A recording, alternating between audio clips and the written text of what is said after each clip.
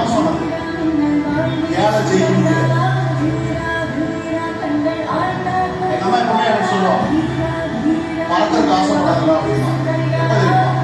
நான் ஒரு cement sheet வீட்டில் உட்கார்ந்து எங்க அம்மா சொல்லுவாங்க, பெருசா ஆசைப்படக்கூடாது அப்படின்னு.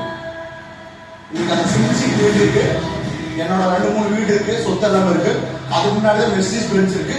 இப்ப நான் சொல்றேன், எங்கள்கிட்ட பணம் இல்லை, நான் பேசிக்கா ஆனர் தான், போர் ஃபேமிலி தான், எனக்கு தகுதி எல்லாம் கம்மி தான், எனக்கு சொசைட்டில சப்போர்ட் கிடையாது, ஃப்ரெண்ட்ஸ் ஆஃப் சர்க்கிள் சப்போர்ட் கிடையாது.